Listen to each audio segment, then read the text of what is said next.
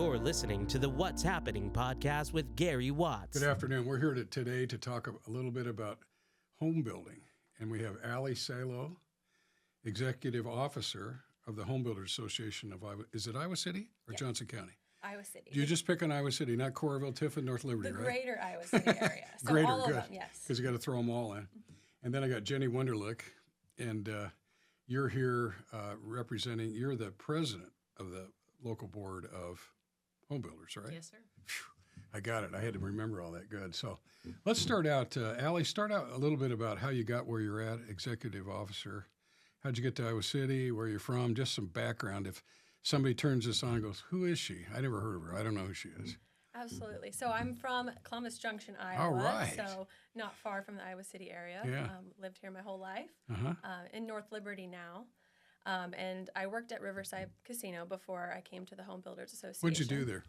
So I was in management in the food and beverage industry. Okay. So I managed Ruthie's Steakhouse. Oh, it's the best, by the way. It is, yeah. It's It is. definitely the best. Where do you get your steaks? I was gonna ask you. I think they get them somewhere in Iowa. Maybe the Riverside You have to meat say market Iowa. there. Yeah. Corn-fed, right? Yeah, exactly. Good. So I worked there for 12 years, a long time. And then November 2023, I came to the Home Builders Association. Cool. And I have a really good friend who works for McCready Ruth Construction, and he was the president at the time. Great. Kevin was. So she put a good word in for me, and it all worked out. I'm really glad I applied. Well, one thing that's amazing with what you do as far as a home construction, there's no better place than Iowa City. Surrounding areas, too. No better place to be involved in the real estate business and construction. So Absolutely. you should have fun every day. How many members? We have about 330 members. About 80 of those are builders, and the rest are associate members or really? affiliate members. Yeah. I didn't realize there's 80 builders. Yeah. That's pretty cool. Yeah, I didn't know that. It's great. Yeah. I learn something every day. I just learned that. So, so Jennie, tell us about yourself. You're a native Iowa Cityan, aren't you? I am. Right. Born and raised here. Yes. You got one of those native stickers on your bumper or not? I do not. But yeah, very much born and raised here. Graduated from Iowa City West. Okay. A few years ago. Right. 4 years ago, right? Yes, right. That's what we're going to say. And then went off to West Point. Okay. And so then served. 9/11 actually happened while I was at the military academy. So that kind really? of changed the trajectory of. Tell us about your first day at the academy. Oh golly! So they Tell us call it about our day. It's pretty crazy. Is right? it intense? It's one of the most intense experiences. We're in Mikey Football Stadium. If anybody has not been to West Point, I highly recommend they visit and go to a football game. But for us, we were in the stadium, and they're there. I'm there with my parents and my sister, and they're like, "You have 90 seconds to say goodbye, and that's it." And then you march away, and then the yelling starts, and it's just And it's pretty loud, right? Oh my goodness! Each ear in front. They're right there, and it's you definitely have to know your why and believe it. Mm-hmm. But it was absolutely the right fit for me. I feel like God really brought me there at the right time for that. I'm so grateful. But it was intense. So then. How old's West Point? Wouldn't it put that in the Revolutionary War where the Hudson? What's the story? 1802. Oh, 1802. Goodness. So, and the big Great Chain, right, going across the Hudson River. So we're right in the Hudson River Valley. I mean, goodness, key So military Andrew Jackson leaders. was president 1802, wasn't he? I'm trying to You're do a better history part of history lesson. than I am, which I should know better. I feel like through it, but we had to memorize all of the things from people coming through, and you've got Patton statue, MacArthur. Yeah. Oh my goodness, the incredible history, leadership, which is something I'm super passionate about, and that I wouldn't trade it for anything, as hard as it was. You know, I'm sure they condition you to be an officer in the military, but it's not your normal college experience, is it? No, sir, it's not. You know, But do you use it in later life? oh my goodness, There's not a day that goes by that you probably don't remember something or what they taught you.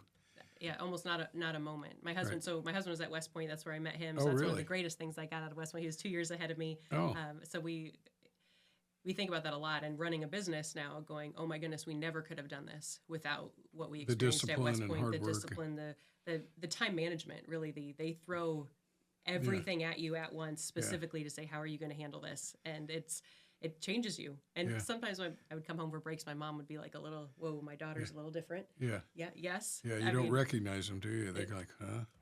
Correct. You're kind of on a dime, or there's something about it. It's a unique space. But again, truly, there. I feel like that West Point, I believe, right, is the best leadership laboratory in the world, and they do a wonderful job. They break you down to build you back up, and if you can't humbly serve in any business, right, you experience, goodness, you got to serve your people and as a plebe. You're a plebe that first year, right? You're doing laundry. You're like transporting laundry. You're getting yelled at. You're memorizing knowledge. You're repeating things on the wall. You're yelling at the top of your lungs about the time. I mean, all sorts of unique things. But I love everybody's an athlete. Every single cadet right, has to play sports, and the competition of that, which now we use in business all the time, right? Like, how are you going to go into this? What's the plan of attack? Speaking of that, I just watched, well, it wasn't too long ago. I guess it was in December, the Army-Navy game. Oh. And we did not show it's so patriotic. I think President Trump was there. And just, I don't know who else was there, but it was just so, after the game, they come all together because we're all on the same team. Exactly. We're all going to go out and fight and possibly die for your country. And I don't know, the spirit and the flyovers and the flags. And if you haven't watched that Army-Navy game, I don't care who you are, watch it. Yes. It'd be my opinion.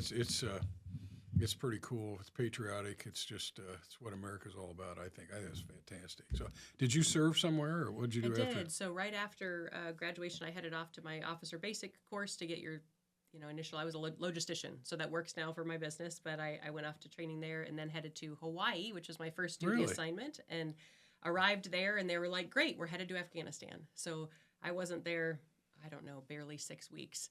And then where were you stationed in Hawaii? Schofield Barracks. It's Schofield, okay. Yes. Yeah. So then headed over to Bagram Airfield. And that was nasty. We gave that away, didn't we? We did. I don't know if we'll get into that today, but that was very, very how do you give up an air base first? We can't go into that, right? It was it's hard. Yeah, it's very, very difficult. And all the things positive things we were able to do there, right, that never make it to the news, which is the same for, so I spent a year there, came back to Hawaii. I was in Hawaii about a year and then went to Iraq. And I was part of that one unit that extended from 12 months to 15. I remember letting my mom know, like, hey, you watch when the SecDef just said that they're extending a unit? That's me. Were you married then? I was. So that was hard, wasn't it? Golly, and we never even dated in the same location. So Ben and I were friends at West Point. That's a whole other story of our courtship via long distance, because he had deployed twice before we ever got married. Our whole courtship was correspondence.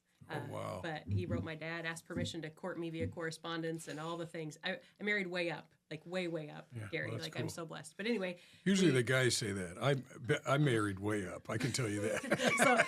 So far up, it's in the stratosphere. Correct. I mean, it is crazy. So Afghanistan, I headed over, and we weren't together. We had just gotten married. We hadn't even been together for 2 months. I was gone.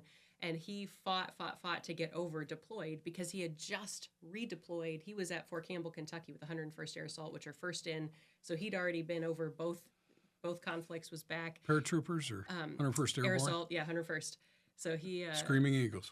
Oh, yep. Yeah. So he said, please send me. Like, my new wife is over there, but it's all according to Social Security number. And they're like, this kid just redeployed. We're not sending him over. He's like, please send me, or my wife and I are going to get off.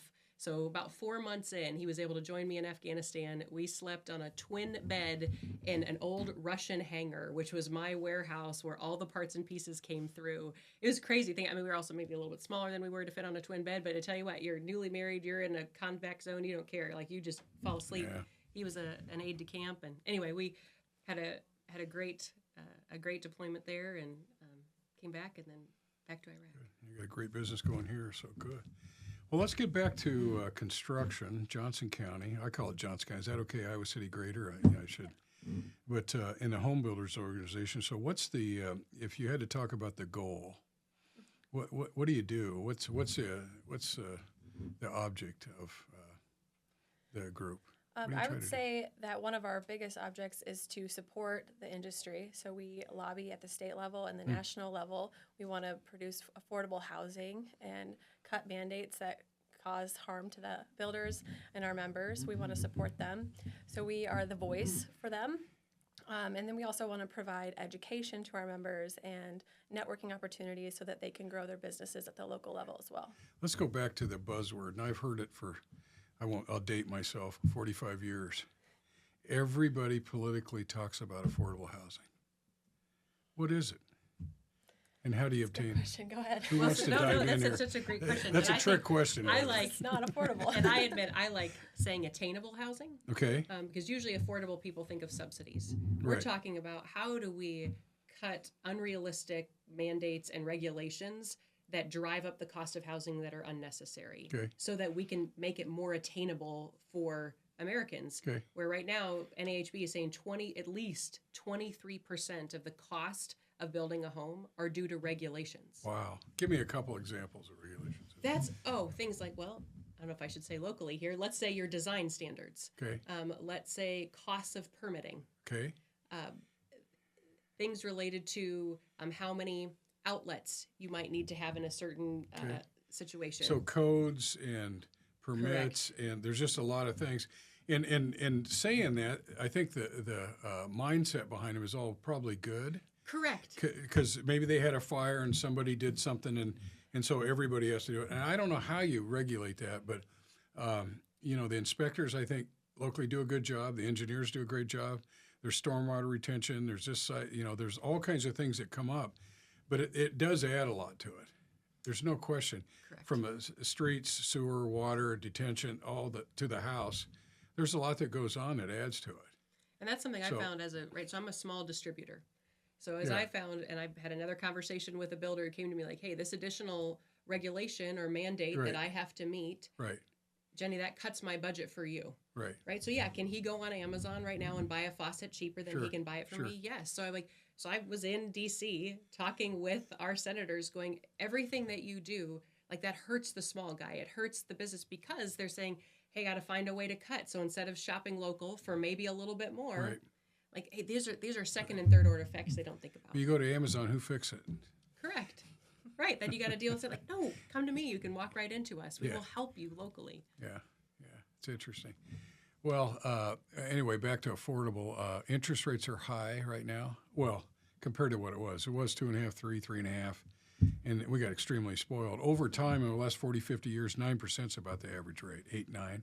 We're 6.5 now, so it's still incredibly good, but people got used to that 3%. So if you're going to have affordable or attainable, you'd have to have lower rates. How do you get lower rates?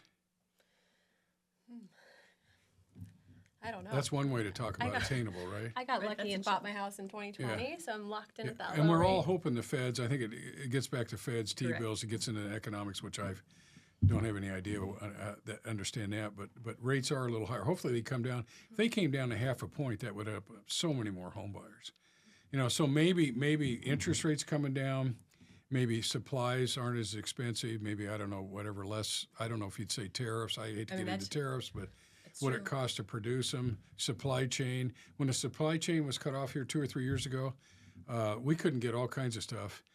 Garage doors and that glue factory in Texas went down. It was just, it was terrible just for doors, other things. I don't know if it affected the plumbing thing, but Oh, absolutely. Oh yeah. my goodness. And you're talking resin to get different resin for parts. Yeah.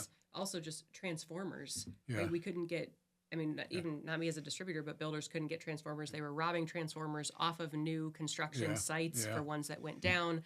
It's a huge issue. It has gotten better, but I am concerned with of tariffs, especially on lumber. We're going Right. to be in, it's going to Yeah. significantly impact our I industry. made a call the first day when I heard the Canada tariff. I go, oh, and they said they've got enough lumber now that won't affect us for a while, and I hope they pause that. But you start that. It's probably long term good for the country, but that short term thing is going to cause a ripple effect.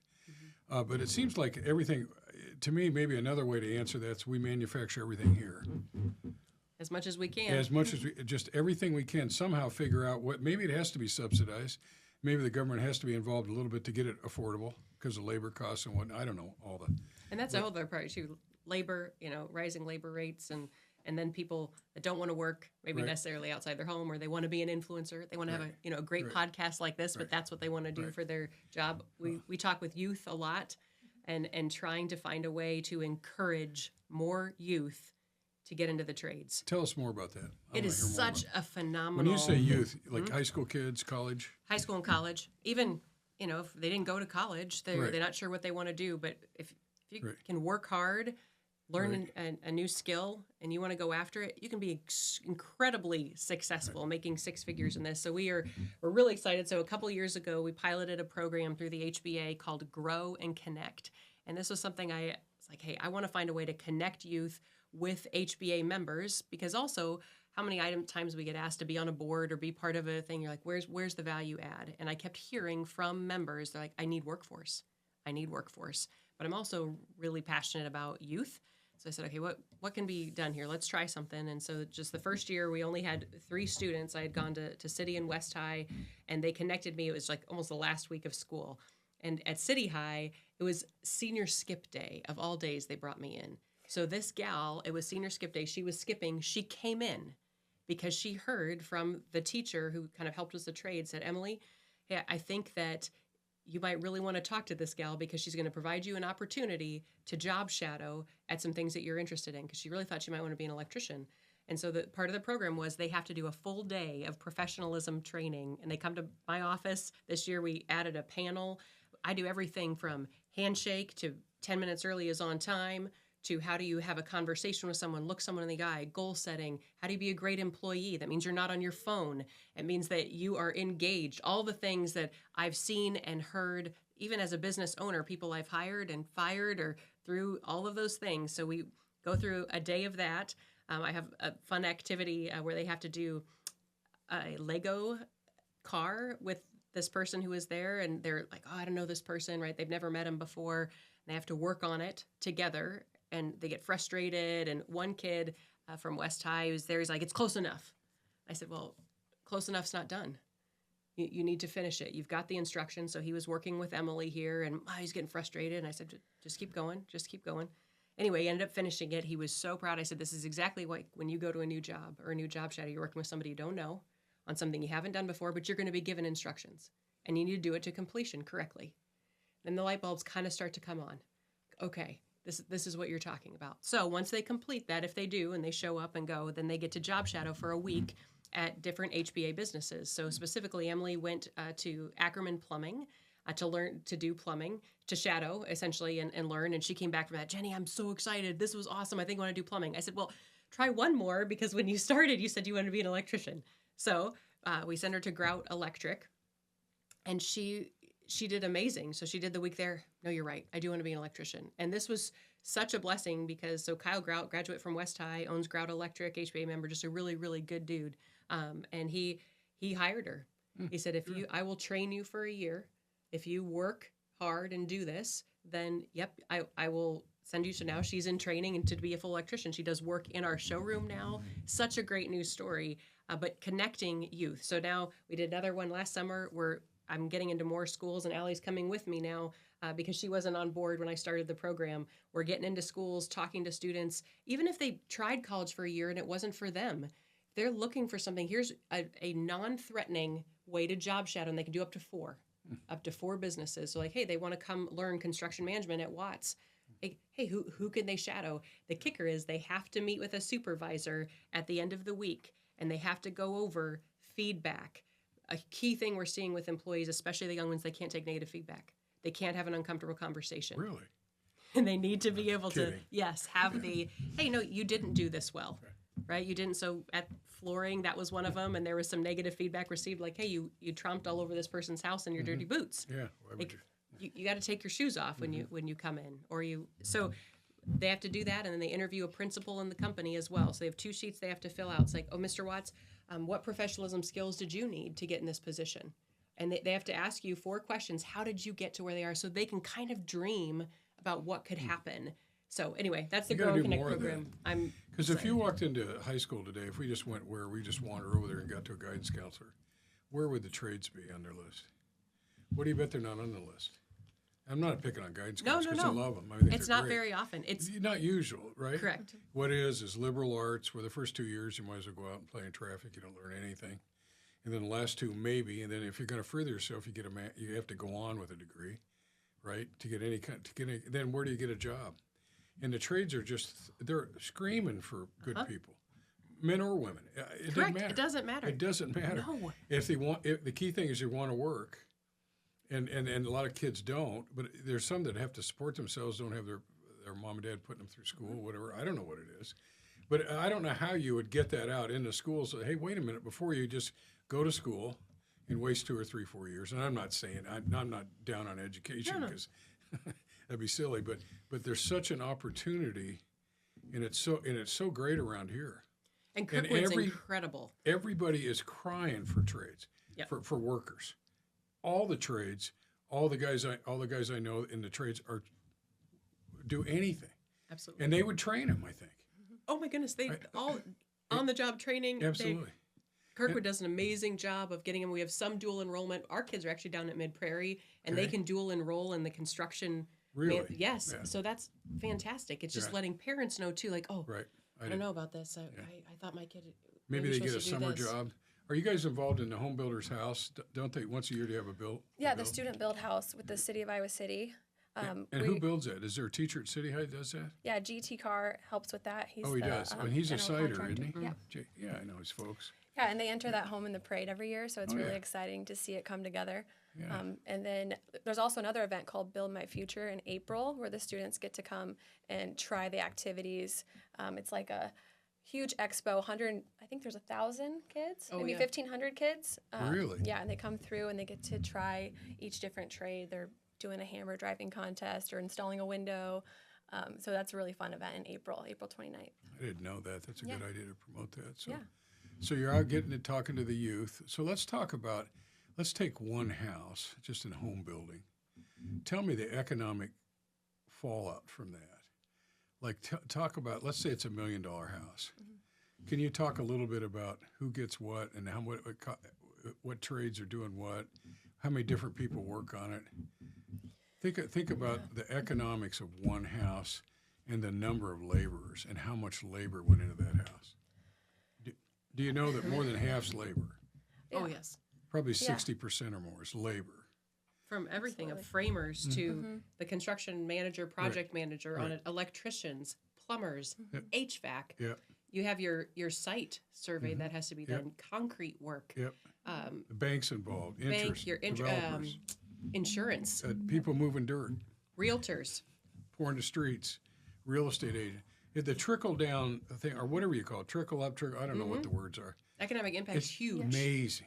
Do you have any idea in Johnson County with the amount of construction, do you have an economic benefit from the amount of volume? I don't know. Is it 100 million a year, 200? I don't know what it is. Did anybody know? I should know that. That's a great. That's a good. Yeah. I should We should know have prompted you guys to bring that in. No, but we can Google look that at. for us. Austin, can you find out on Yes, that's a. what the well, it's economic huge. benefit is in Johnson County? I bet it's mind-boggling.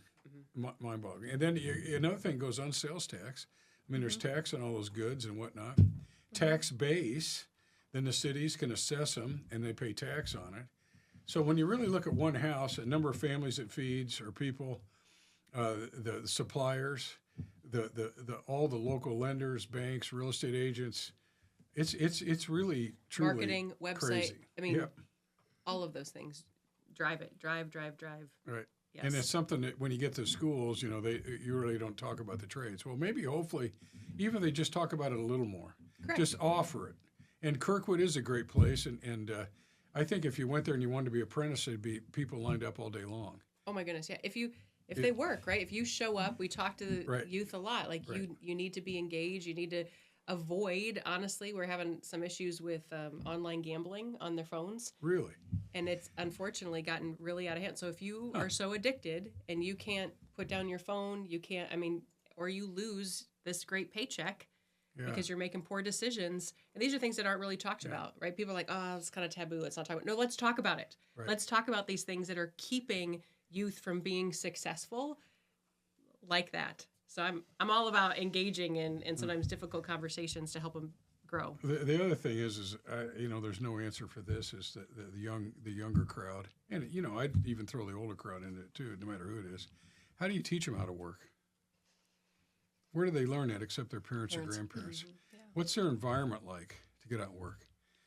And when I say that, and I don't anymore mow my yard, I used to, so I'm guilty. But who does anything? Who scoops the driveway? Who goes up and down the neighborhood and says, I'll scoop yours for $1? Well, it was $1.50 back then. Anyway, I won't tell what I mowed yards for, but it's funny. Everybody's too good to do that. And I think they might look at trades and go, well, I'm too good to do that. Well, you need to, it's like a car right now, car mechanics. You might think, you're pulling out a condenser or carburetor. It's all computer.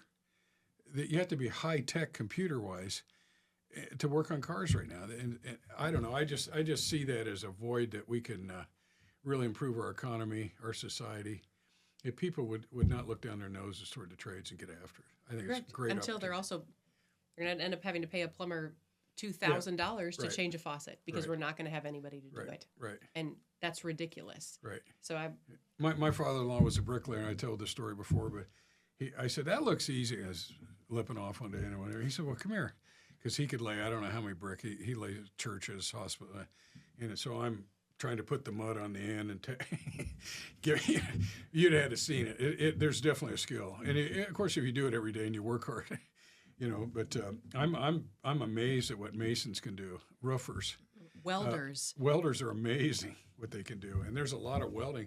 I got a friend in Northeast Iowa. He goes on oil rigs and welds, and he's out for months. And he goes around the world. And they fly him in and out of stuff just because it's specialty welding. So that's another trade. The amount of money, I don't even know it's big. It's huge amount of money. But they have to stay on the rigs, and there's other things that go on, and that's not any fun. But when he's gone, he brings home a lot of money for his family. So what else do we have going on? Tell me about home builders. What, you got any programs coming up? You got meetings? What's fun out there? Talk about the fun in this thing. Yeah, absolutely. Our next big event is the Home and Garden Show in April. So it's April 25th through 27th at the Johnson County Fairgrounds. Oh, okay. All right. So we'll have about 90 different vendors there.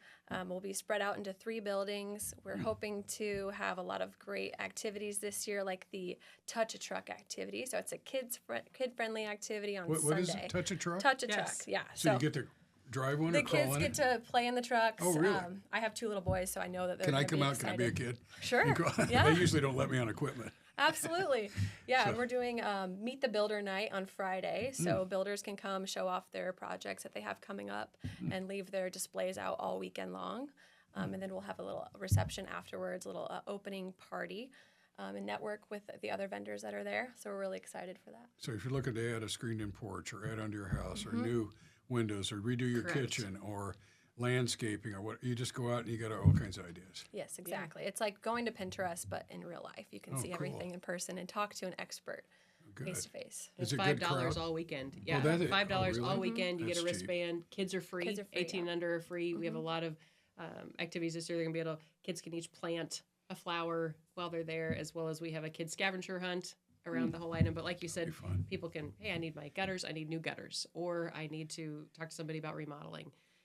We're really pumped this year. You don't bring your bikes and run up that hill, do you? The Crumpet Hill, cyclocross. Right. No. We hope nobody does that this year. I watched that one year, and I don't think I could walk up that hill, and they run up and they ride their bikes. Well, and GT Car with Supple's Building and Remodeling always has a whole youth area for hands-on. So last year, probably my biggest, most excitement from there, I was really passionate about getting a new 4-H building. So I'm a 4-H leader here, and they desperately needed a new food booth. I mean, you could see through the cracks. It was like an old shed, and I was like, we need to do something on this. So I talked with the remodelers. I was the president of the Remodelers Council last year, and thankfully, so many really, really wonderful people in the HBA, just like big hearts, but they like put their hands to work. GT's like, what if we framed it at the home show so kids can learn how to frame this building there? So we got all the concrete work done.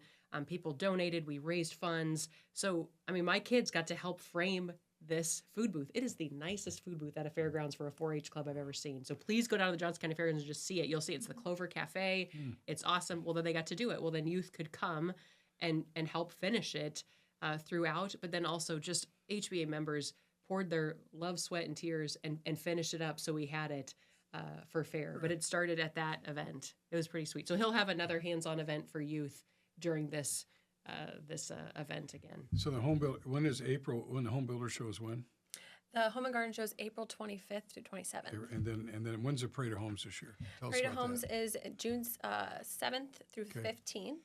And we have 13 homes signed up already. Okay. We're hoping to get up to 20 again this year. Good. Lots of beautiful homes coming in. I'm really excited to see them all. Yeah. It's really getting better. The last few years of I don't know what happened before that, but it seems like the last few years there's been great houses out there. They're kind of fun to show people. And you guys provide so many. Thank you. Yeah, you do. Yeah, thanks. Well, we like doing it too. I think it's fun to let the people come in and see them, talk about it. Where'd you get this? What'd you do? And then showcase what you've done. And just in case they want to build, they got some ideas too. We have a new thing this year. Should we talk about the contractor or like the commercial? So for remodel this year, you could do something different. So let's say when you remodeled this space, if you used, you're an HBA member, you could open this for the remodelers to look at a commercial space that's been remodeled. Because so often, right, people, maybe they're a business and they're like, oh, I don't even, how do I remodel my bathroom in a business? So that's new on the Remodelers Parade. We're looking for businesses that also want to showcase remodels, and they can do it. So it doesn't have to be just a new home. Right. Well, and another neat way is home builders put out 20 homes, and let's say they're worth 6, 7, 800,000. That's how many millions that? 15 million, 10 million. I don't know what. And they paid for that, and you get the right to see it for what, $10, $15. I don't know what it is. Right. Yeah, Does the money go to the Boy Scouts, Girl Scouts, or? We use the money. We pay the volunteers that help work the booths. Good. Yep. Well, that's kind of a fun thing. What else is going on? What else? What else you guys got? So this one, we do it every year, but we're combining this year, trying to talk about getting people together. So, the city-county update where we bring in, city managers or representatives and hear like, hey, what's the plan for development around here, right? Builders and developers like yourselves, like, what's really about to happen? So this year we're in collaboration with Greater Iowa City. So what people knew as the Chamber or ICAD is a merged group now called Greater Iowa City. So we are working together with them because they used to have the same meeting. We're like, why don't we do it together? If you both have the same meeting, let's do it. So it's going to be even bigger. It's going to be at Big Grove, March 11th, and all of the local municipalities are coming to present. Hey, this is what's happening. So It's a great thing because there's a lot going on. Correct. With the parks, with like North Liberty's got that park going in with the outdoor venue and water, and there's there's always things going on. Coral's got new things, new schools, and it's crazy around here, isn't it? I mean, I don't know if am I allowed to do a teaser? I'm passionate about, Gary. I want to get the Johnson County Fairgrounds revitalized. Oh, so yeah. it needs. It's been since the 50s or 60s. Correct. So I'm on the horn here. We have a special meeting tonight of the Mines, and it could be such an economic driver to have. Basically, why are people driving to Hawkeye Downs and Cedar Rapids? Right. We should have that here for businesses to be able to rent the facilities to do these big events for youth, for trades, for even just giant craft shows. Anything there, people could have meetings to host. We need more venues like that. And for me as a 4-H parent, they need a facelift there. They need new things for our youth to be able to do. The robotics club is in a building that should honestly be condemned. And we're in Iowa City, for goodness sakes. We should not be driving to Ames for a big robotics competition. We should be hosting it right here in a facility on our fairgrounds. So we're going after it, and we're going to find a way to do it. Tell me about AI in the home building construction business. Where do you see that? Have you run into it, or how's that affected anything going on in home construction? I haven't seen anything myself, but I know that a lot of people can use it now to do anything. I mean, you can draft your entire budgets. You can, business plans, all sorts of things with it. But it's just growing like crazy, and I think it's going to take over. Yeah. It's scary almost. Yeah, it is. It is a little scary. So it could think for you at West Point, huh? Maybe not. No, probably not. Oh, I hope we never get to that. Goodness, yeah. That goes back to like the hand on, like no one's going to take apart my M16 for me. AI is not going to do that. It needs to be able to. Still got to take it apart. Right, exactly.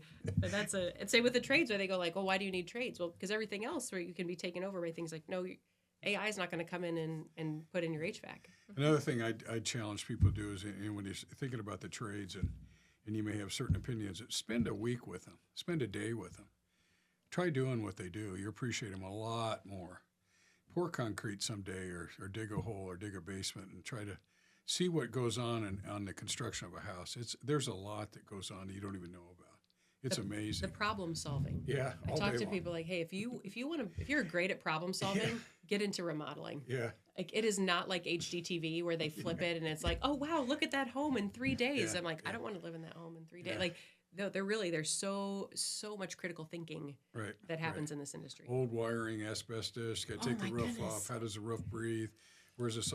There's a chassis I wasn't planning on. Now I've got to move it, and oh my goodness, the drain's on the right place. Yes, yeah. So you got a great board. You cover all aspects and 80 home builders, right? 300 members, and the other folks are involved in the trades. It's an economic driver for Johnson County, which I don't think there's a better place to be here, raise a family, kids, and live in Johnson County. It's fantastic. What else do we know? Anything else today? Anything? It's been Let's fun. see.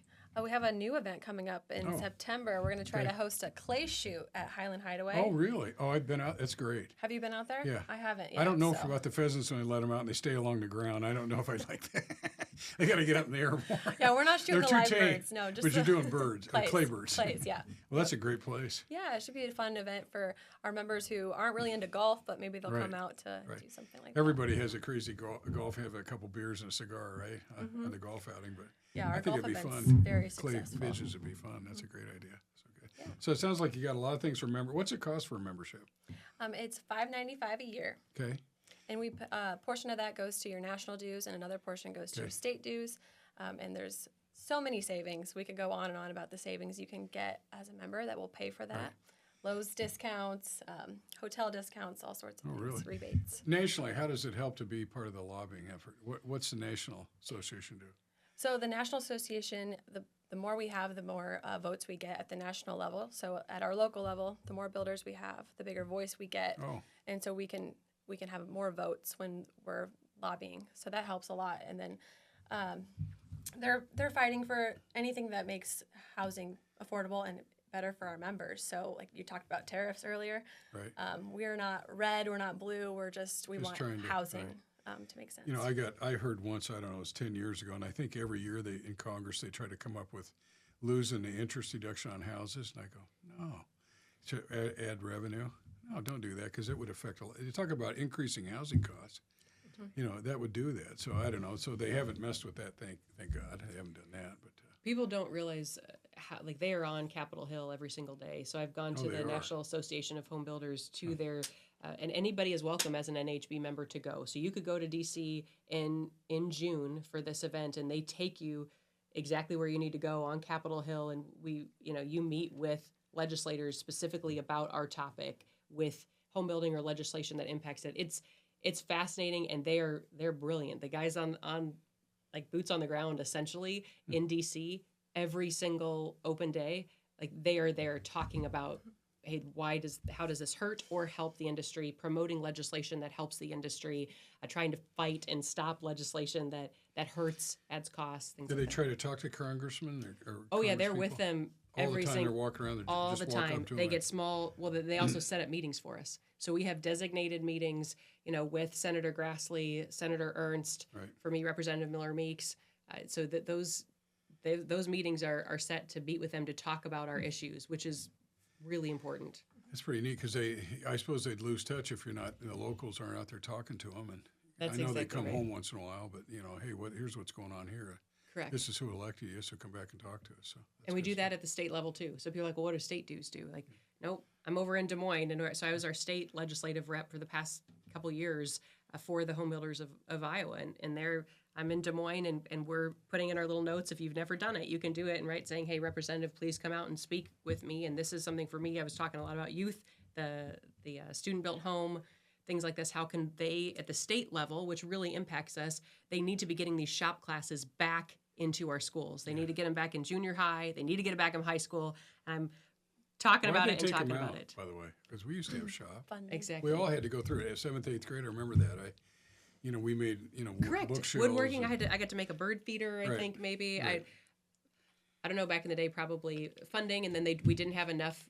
We pushed 4-year college, and it's hard because we have a really wonderful school right here, right? University of Iowa, Iowa State. Like we have wonderful. That is. I'm not trying to take away from that. I'm saying you cannot make that what people feel like as your only option. Right.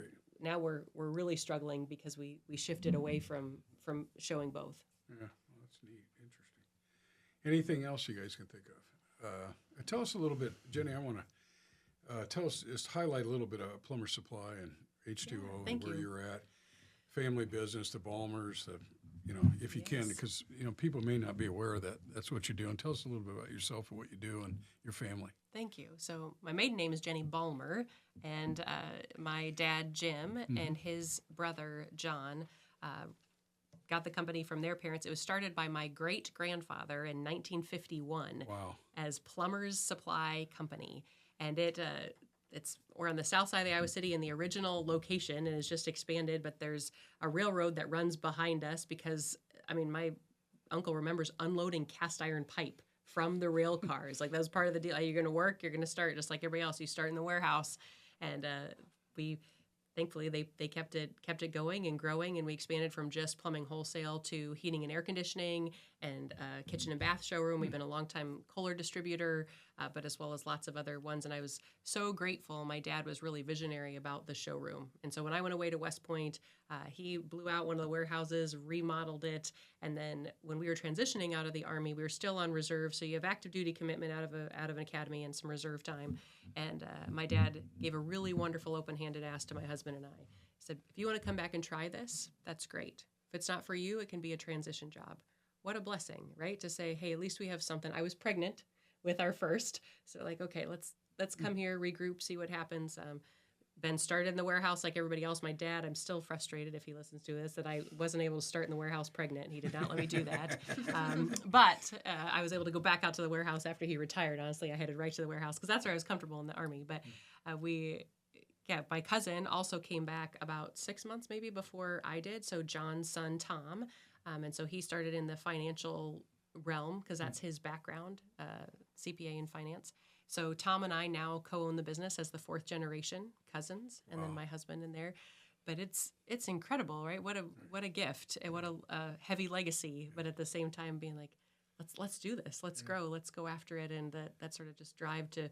We really believe independent wholesalers still have a place, and these small businesses still have a place. It's hard, but the service. If we, And if you haven't seen your showroom, you're missing it. Your showroom's unbelievable, state of the art. Thank you. It's beautiful. It's beautiful. So.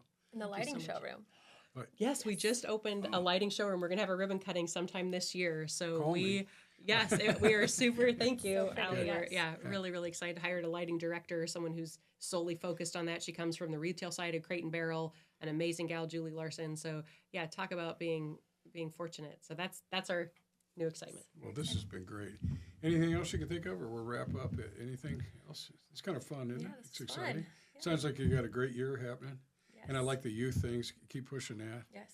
Home Builders Show coming up in June, right? Yep. And then what was in April? The decoration. Home and Garden Show. Home and Garden Show. So. And Build My Future.